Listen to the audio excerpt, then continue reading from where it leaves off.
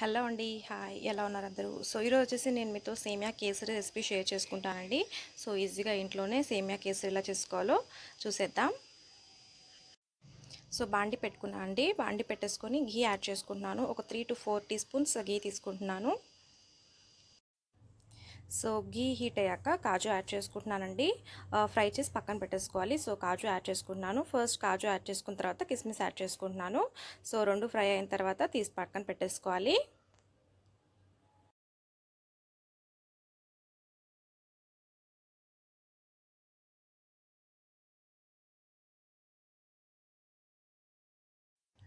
So same ఘీలో సేమియా తీసుకుంటున్నానండి. నేను 1 కప్ సేమియా తీసుకుంటున్నాను.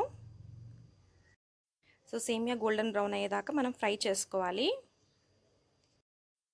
సో ఘీలో ఫ్రై చేసుకుంటే టేస్ట్ చాలా బాగా వస్తుందండి. సో ఘీ ప్రిఫర్ చేయండి.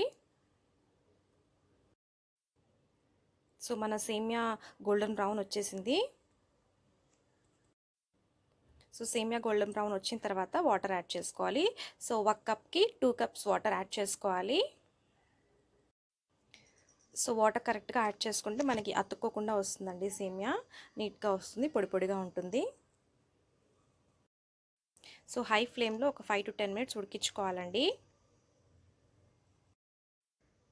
సో సేమియాని చెక్ చేసుకుంటూ ఉండండి. 70% కుక్ అయిన తర్వాత మనం జాగరీ యాడ్ చేసుకుంటున్నాం. సో ఓన్లీ జాగరీ వేసుకుంటున్నామండి. షుగర్ ఇష్టపడే వాళ్ళు షుగర్ యాడ్ చేసుకోవచ్చు, కానీ జాగరీ వేసుకుంటే చాలా బాగుంటుంది.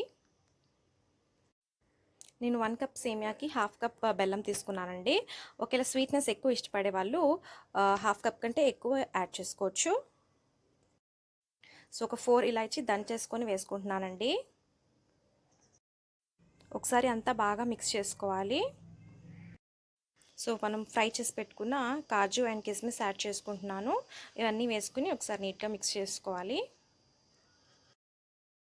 సో ఒక 2 to 3 మినిట్స్ ఫ్రై చేసుకొని ఆఫ్ చేసుకుంటే సరిపోతుందండి. మన సేమియా కేసరి రెడీ అయిపోయింది. సో హాట్గా సర్వ్ చేసుకున్నా, కూల్గా సర్వ్ చేసుకున్నా చాలా బాగుంటుంది. తప్పకుండా ట్రై చేయండి. మరిన్ని వీడియోస్ కోసం లైక్ చేయండి, షేర్ చేయండి, సబ్స్క్రైబ్ చేసుకోండి. Thank you for watching.